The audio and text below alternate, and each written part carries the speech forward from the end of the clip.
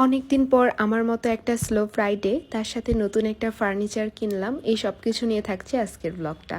So hi everyone, welcome to my another Friday daily blog. মাঝে মাঝে না regular life থেকে বের হয়ে একটু আনহেলদি কিছু ট্রাই করতেও ভালো লাগে, আর সেটা যদি ফ্রাইডে সকালে হয় তাহলে তো কথাই নেই। I know this is very unhealthy, but still আমার অনেক ভালো লাগে, এই জন্য আমি খাচ্ছিলাম।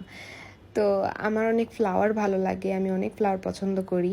তো দেখা যায় যে বইয়ের পাতাতে এরকম আমি ফ্লাওয়ারগুলো রেখে দিই, পরে এগুলো দেখতে কী যে সুন্দর লাগে। এই ফ্রাইডেতে ভাবছিলাম ঝটপট কী করা যায়, এই জন্য আমি চিকেন রান্না করে নিচ্ছিলাম, আর কষাতে কষাতে আমি একটু টেস্ট করে দেখছিলাম। এটা আমার খুবই ফেভারিট। তো তারপরে আমি শাওয়ার সেরে নিব। অনেক দিন পর আমি ক্যান্ডেল জ্বালিয়ে শাওয়ার নিচ্ছি। আসলে নিজের জন্য সময় বের করা খুবই দরকার, খুবই দরকার, যেটা আমি রিসেন্ট টাইমে একদমই বের করতে পারছিলাম না। তো আমি এখানে কি কি শাওয়ার জেল ইউজ করি সেগুলোই দেখাচ্ছিলাম, আর আমি কি কি শ্যাম্পু ইউজ করি। আচ্ছা, আড়ংয়ের এই শ্যাম্পুটা কে কি ইউজ করছো বলো তো? এত ভালো, এত ভালো, আমার তো খুবই সুন্দর স্যুট হয়েছে চুলে। তো তারপর আমি স্কিন কেয়ার করে নিব।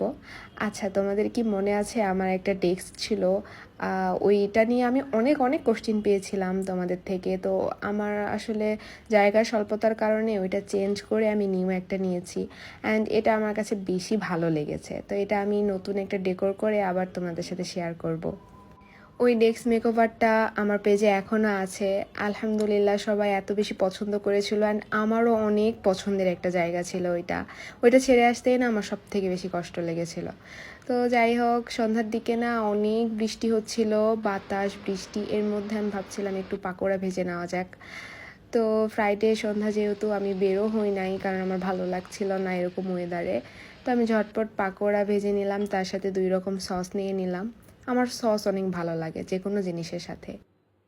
আমার দম মুভিটা দেখা হয়নি, তো আমি এটাই দেখছিলাম। আজকের ব্লগটা এই পর্যন্তই, সবাই ভালো থেকো।